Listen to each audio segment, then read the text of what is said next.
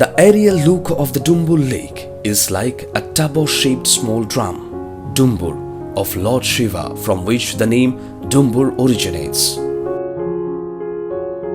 There are 48 islands in the 41 square kilometer long lake. People from indigenous communities live on these islands. One of the islands, named Narikal Kunj, is a famous tourist destination.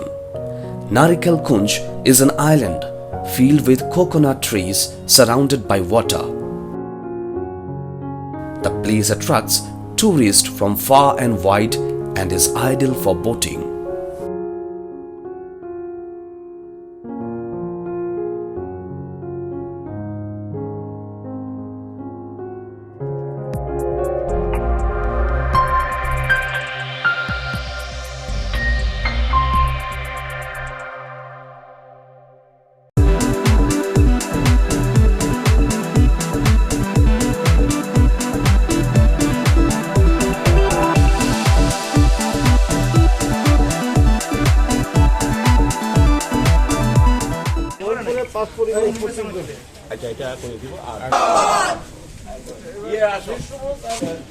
যার পরিচিতি আছে যিনি একটা সময় ছাত্র যুব আন্দোলনে অভিষেক বন্দ্যোপাধ্যায় আসেন মা ত্রিপুরেশ্বরী মন্দিরে পুজো দিতে যাচ্ছিলেন সেই সময় আজকে কোথায় নিয়ে গেছে এই সামান্য তারা পশ্চিমবাংলায় গিয়ে কি বলতে সুগন্ধার উপর সবাই আমরা জানি মামাটি মানুষ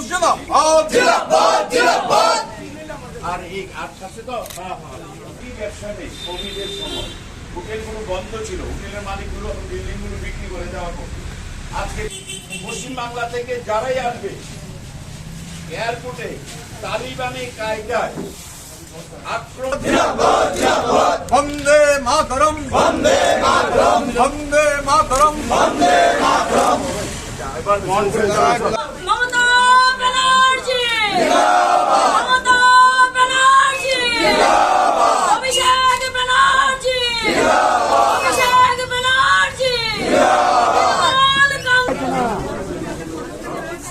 বন্দে মাতরম বন্দে মাতরম বন্দে মাতরম মমতা ব্যানার্জি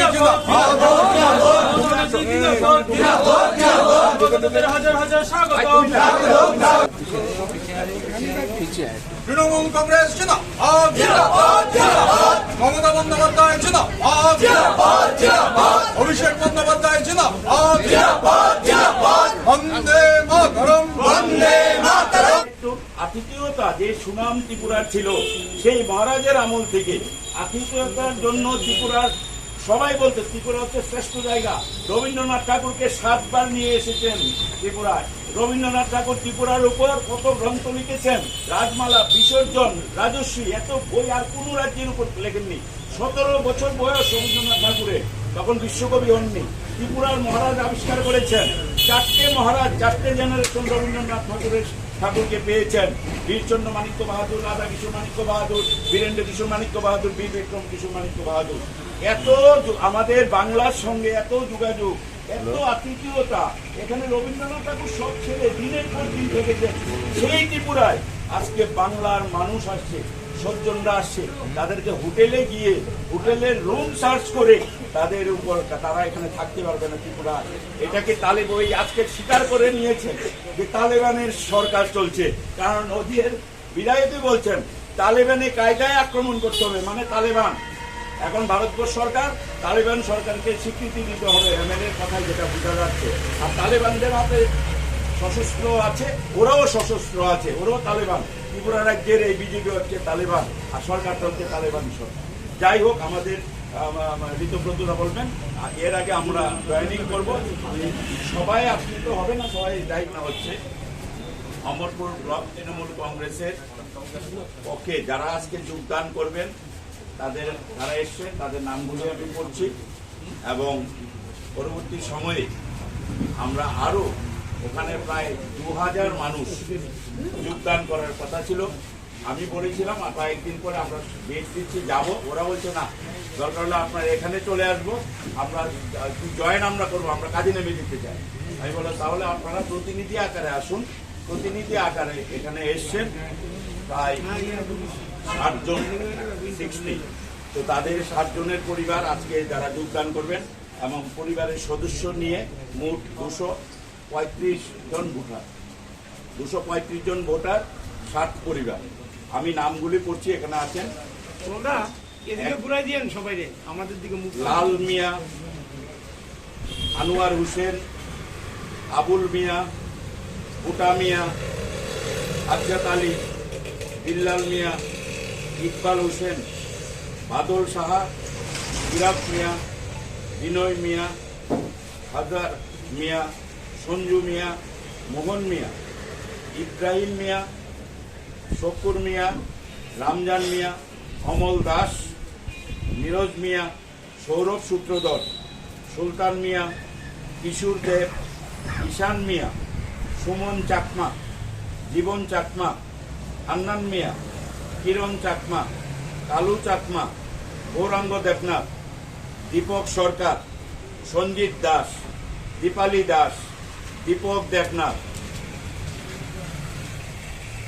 ইন্দ্রভূষণ মল্লিক, 60 পরিবার। না, তারা এই অমরপুরে না, পরে আলাদা বলবো।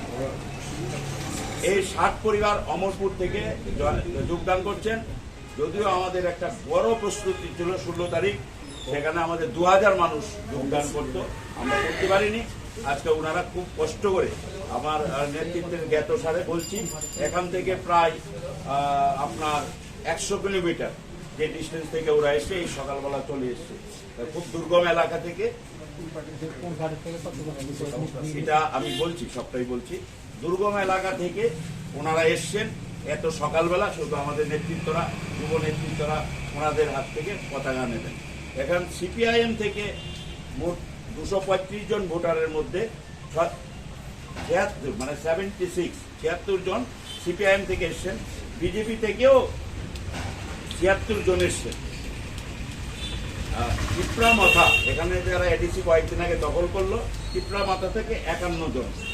ওরা সবাই জনজাতি অংশের মানুষ, ওরা আসে। ওদের নেতা এখানে টিপরা মাথার কে আছে? তারপরে কংগ্রেস থেকে এসছেন 32 জন ভোটার, মোট 235 জন ভোটার। আপনারা নিশ্চিত থাকুন, আমরা জানি যে আপনাদের এই আর্থসামাজিক অবস্থার মধ্যে একটা গাড়ি নিয়ে আসা কত সমস্যা, আমাদের যাওয়াই উচিত ছিল। বিভিন্ন কারণে আমিও বেরোতে পারিনি, কর্মসূচিগুলি বাতিল করা হয়েছে। সারা রাজ্যে আমাদের অগণিত কর্মসূচি ছিল, কিন্তু বিভিন্ন কারণে বলতে আমরা ইমিডিয়েট সমস্ত মহকুমায়, আমি নেতৃত্বদের সঙ্গে কথা বলেছি, আমরা ঝাঁপ দেব। ওরা বুঝতেই পারছে না ওরা কি করছে। ওরা এই কিছু হুলিগান দুষ্কৃতি আর রাস্তায় নামিয়ে কারোর গাড়ি ভেঙে, কাউকে ঢিল দিয়ে, কাউকে মাথা ফাটিয়ে, এই খুন করতে, মাথা ফাটাতে, গাড়ি ভাঙতে, মাফিয়া দিয়ে হোটেলে হামলা করতে কোনো বুদ্ধিরও প্রয়োজন পড়ে না। কোনো কৃষ্টি সংস্কৃতি আমাদের রাজ্যে এটা ছিল না। আমরা অনেক নতুন কিছু অভিজ্ঞতা নিচ্ছি, কিন্তু মানুষ সংগঠিত হয়েছে, এগুলো আমরা ভয় পাই না। এগুলো জেনে রাখুন, প্রত্যেকটার জন্য চরম মূল্য দিতে হবে।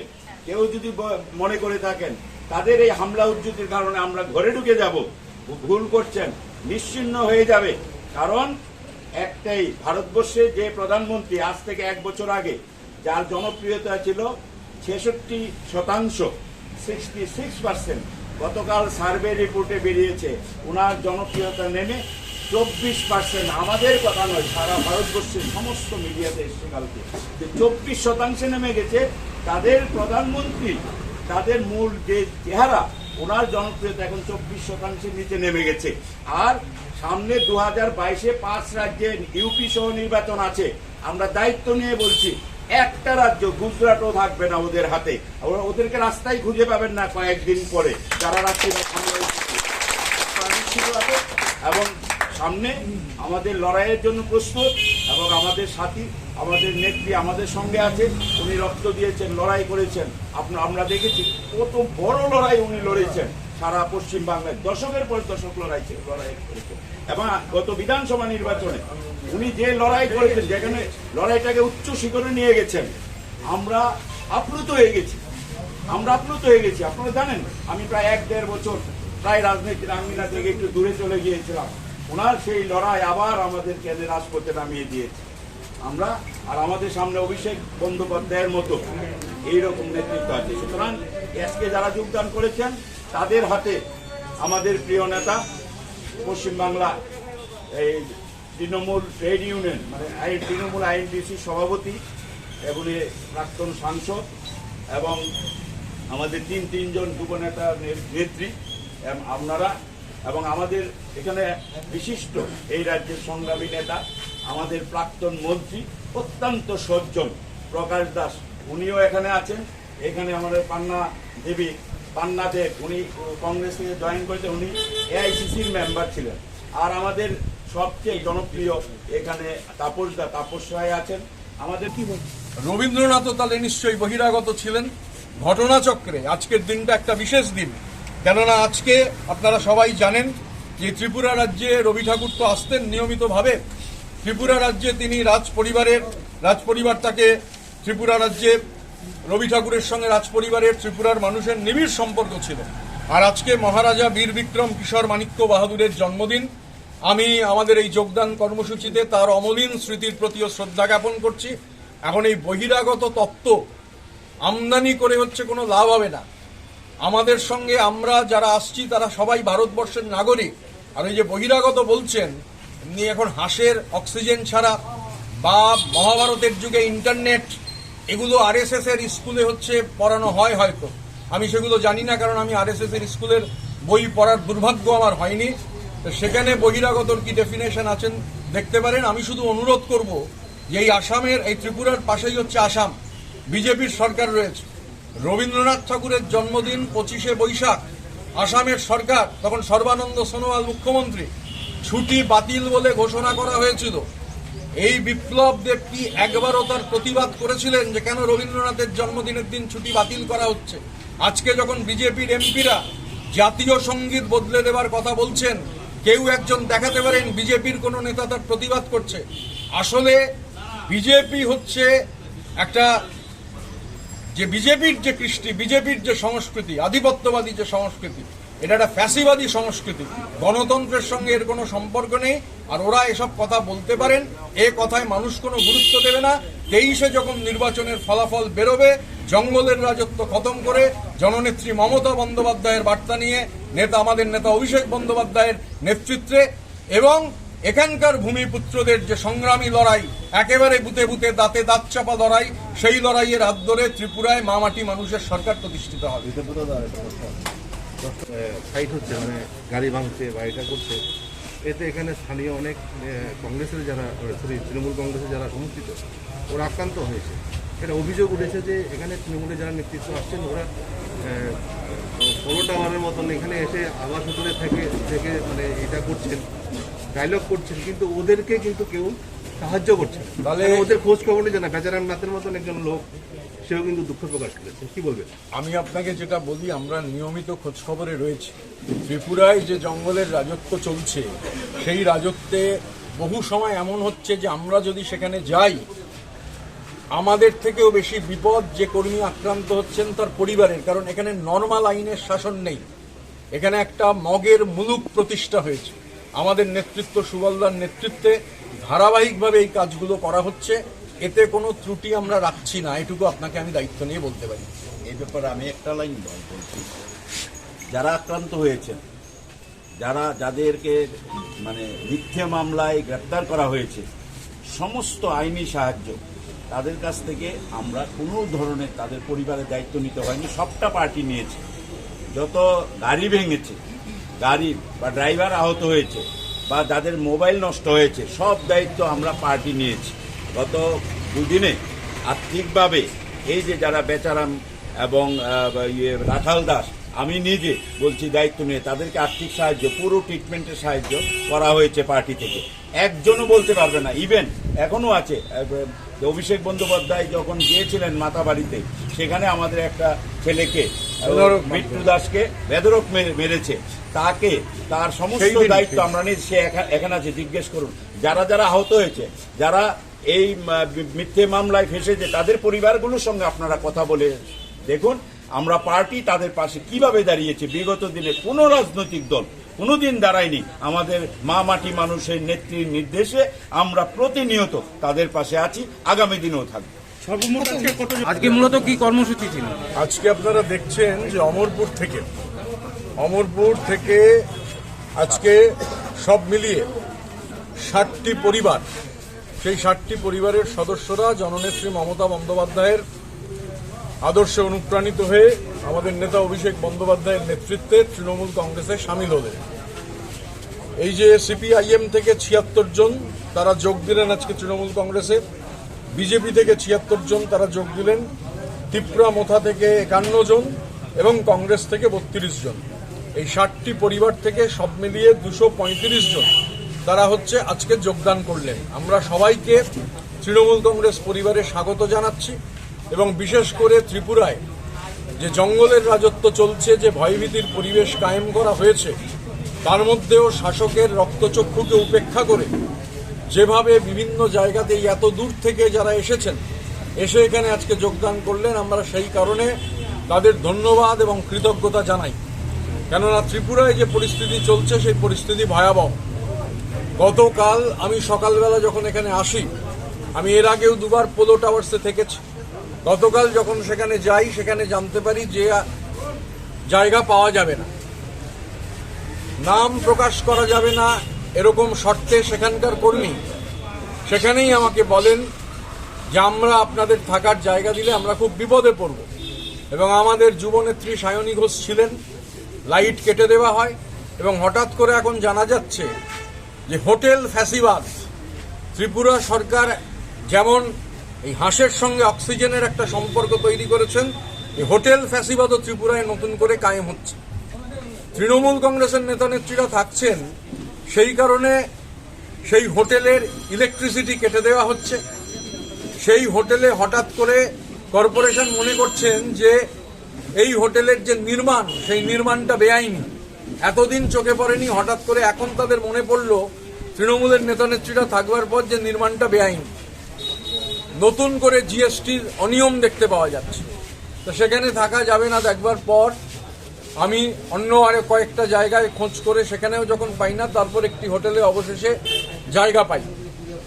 প্রাক্তন অ্যাডভোকেট জেনারেল এবং বিশিষ্ট আইনজীবী আমাদের তৃণমূল কংগ্রেসের নেতা বিশ্বজিৎ দেবও তিনি সেই হোটেলে ছিলেন। সকালবেলা আমরা জানতে পারি যে গতকাল বিকেলের অরুণ ভৌমিক, যিনি বিজেপির বিধায়ক, তিনি যে নিদান দিয়েছেন যে তালিবানের মতো আক্রমণ চালান, তালিবানি কায়দায় কেউ এয়ারপোর্টে নামলে সেখানে আক্রমণ চালান। গোটা পৃথিবী তালিবানদের নিন্দায় যখন মুখর, তখন সংবিধানের শপথ নেওয়া একজন এমএলএকে বলতে শোনা যাচ্ছে যে পশ্চিমবঙ্গ থেকে যারা আসবেন তাদের তালিবানি কায়দায় আক্রমণ করুন। এখন প্রশ্ন উঠছে, তালিবানদের কাছে প্রচুর অত্যাধুনিক অস্ত্রশস্ত্র রয়েছে, এখানে যিনি বলছেন বিজেপির কাছেও কি তালিবানদের মতো তাহলে অত্যাধুনিক অস্ত্রশস্ত্র রয়েছে নাকি? এবং এটা জানা দরকার যে ভারতবর্ষের সরকার, বিজেপির সরকার রয়েছে, তারা কি তালিবানদের সমর্থন করছেন নাকি? একজন রাজ্যের বিধায়ক যিনি শপথ গ্রহণ করেছেন সংবিধানের নামে, তিনি বলছেন তালিবানি কায়দায় আক্রমণ করুন, এবং তারপর দেখা গেল তার এই তালিবানি কায়দায় আক্রমণে উদ্বুদ্ধ হয়ে রাত্রিবেলা থেকেই হুজ্জুতি শুরু হলো। হিটলারের গেস্টাপোর কথা আমরা শুনেছি, হিটলারের এসএস, যাদের ব্ল্যাক শার্টও বলা হতো, তাদের কথাও শুনেছি। এখন ত্রিপুরায় বিজেপির সরকার এইরকম ঠ্যাঙাড়ে বাহিনী তৈরি করেছে, এই বাইক বাহিনী আক্রমণ করছে। আমাদের নেতা অভিষেক বন্দ্যোপাধ্যায় আক্রান্ত হয়েছিলেন মা ত্রিপুরেশ্বরী মন্দিরে যাওয়ার সময়, কেউ আজ অব্দি গ্রেপ্তার হননি। আমাদের যুব নেতা নেত্রীরা আক্রান্ত হয়েছেন। সুবলদার গাড়ির ওপর কিরম আক্রমণ হয়েছে খোয়াই আদালতে সবাই দেখেছেন। এবং সর্বোপরি আমাদের এখানে যারা গ্রাউন্ডে দাঁড়িয়ে প্রতিনিয়ত হচ্ছে লড়াই করছেন, প্রতিনিয়ত তৃণমূল কংগ্রেসের লড়াইকে যারা মাটিতে দাঁড়িয়ে শক্তিশালী করছেন, একাধিক হচ্ছেন আমাদের কর্মী, শীর্ষ নেতারা, সাধারণ কর্মী তো বটেই। আমি উল্লেখ করতে চাই তপন দত্ত, যিনি রাজ্যের অন্যতম গুরুত্বপূর্ণ নেতা, তিনি আক্রান্ত হয়েছেন, রক্তাক্ত হয়েছেন। প্রেমতোষ দেবনাথের রক্ত ঝরেছে। রাখাল দাসের ওপর আক্রমণ তো করে এই বিজেপির ঠ্যাঙারে বাহিনী, বিপ্লব দেবের গেস্টাপো আর ব্ল্যাক শার্টরা থেমে থাকেনি, তার মাকেও তারা আক্রমণ করেছে। বেচারাম নাথ আক্রান্ত হয়েছেন। গাড়ি যারা চালান সেই চালক বন্ধুরা, তারা তো ত্রিপুরার মানুষ, তাদেরকেও এরা রেহাই দেয়নি, 13টা গাড়ি ভেঙে দিয়েছে। এবং এই যে কাজ কারবার যা সংগঠিত হচ্ছে, এগুলো তখনই হয় যখন শাসকের পায়ের তলার থেকে মাটি সরে যায়। মাটি সরে যাচ্ছে বলেই এই ধরনের আক্রমণ হচ্ছে। অতিথি দেব ভবর গালভরা কথা বলছেন, আর কোথাও কোনো হোটেলে, আমরা তো ভারতবর্ষের বাইরের নাগরিক নই, এমনকি ভারতবর্ষের বাইরের নাগরিকও যদি পারমিশন নিয়ে আসেন তাকেও থাকতে দেওয়ার কথা। হোটেলগুলোর ওপর যেরকম চাপ হয়েছে, অবশেষে গতকাল একটা হোটেল পেলাম, সকালবেলা তারা হাত জোর করে বলছেন, আমি নাম প্রকাশ করব না, তারা আরো বিপদে পড়বেন, যে আপনাকে হোটেলটা ছেড়ে দিতে হবে, নালে আমরা বিপদে পড়ে যাব। বিশ্বজিৎ বাবু এবং আমি দুজনেই হোটেল ছেড়েছি। কিন্তু এইভাবে হোটেলে জায়গা না দিলে ত্রিপুরার মানুষ, বহু মানুষ বিজেপির বিরুদ্ধে যে ক্ষোভ, সেই ক্ষোভ পুষে রেখেছেন। বিজেপি যদি মনে করে হোটেলে জায়গা দেবে না, তাহলে ত্রিপুরার মানুষ এরম বহু আছেন যারা আমাদের জায়গা দেবেন। ত্রিপুরার সাধারণ মানুষ, তারা অতিথি দেব ভবতে বিশ্বাস করেন। বিপ্লব দেবের অতিথি দেব ভবর সঙ্গে তাদের কোনো সম্পর্ক নেই। আমি শেষ যে কথাটা বলবো, পৃথিবীতে যে কোনো সময় যে কোনো ফ্যাসিস্টরা এই একই রকম ভূমিকা পালন করে। ফ্যাসিবাদের চেহারাটা একই রকম। ত্রিপুরায় ফ্যাসিবাদ এরা কায়েম করেছে। এখানে বিজেপির সরকার একটা ফ্যাসিস্ট ভঙ্গিমায় মানুষের ওপর আক্রমণ নামাচ্ছে। ওরা ভুলে যাচ্ছে যে আমাদের নেত্রীর নাম জননেত্রী মমতা বন্দ্যোপাধ্যায়। বাংলার নির্বাচন দেখিয়ে দিয়েছে। এই বিপ্লব বাবুও বাংলায় গেছিলেন, ফাঁকা রাস্তায় হাত নেড়ে লোক হাসিয়েছিলেন। তা আমি তার মধ্যে যেতে চাই না। সেখানে যেখানে হাত নাড়িয়েছিলেন ফাঁকা রাস্তায়, বিজেপিকে সেখানে খুঁজে পাওয়া যাচ্ছে না, গোটা বাংলার মতো খুঁজে পাওয়া যাচ্ছে না। তা আমাদের নেত্রীর নাম মমতা বন্দ্যোপাধ্যায়, আমাদের ক্যাপ্টেনের নাম অভিষেক বন্দ্যোপাধ্যায়। আর সুবলদা সহ, প্রতাপদা সহ গোটা রাজ্যে মামুনরা, আমাদের প্রচুর কর্মীরা রয়েছেন যারা নিচের তলায় দাঁতে দাঁত চেপে লড়াই করছেন। সুতরাং এই লড়াই চলবেই, কোনো রকম রক্তচক্ষু দেখিয়ে লড়াই বন্ধ করা যাবে না। আর এটা ইতিহাসের শিক্ষা। RSS এর স্কুলে কি হিস্ট্রি বই পড়ানো হয় তা আমার জানা নেই, কিন্তু প্রকৃত স্কুলে, প্রকৃত কলেজে যে ইতিহাসের বই পড়ানো হয়, সেই ইতিহাসের বইয়ের এটাই ধারাবাহিক শিক্ষা যে ফ্যাসিস্টরা যত লোক দাঁত বার করবে, চোখ রাঙাবে, মানুষেও তত সংঘবদ্ধ হবেন। বিপ্লব দেবদের ফ্যাসিবাদী সরকারের আক্রমণ যত ধারালো হবে, এ মাটির মানুষের প্রতিবাদ প্রতিরোধ তত শানিত হবে, কেননা ভবিষ্যৎ ত্রিপুরার মানুষের। ধন্যবাদ। গতকাল বিজেপি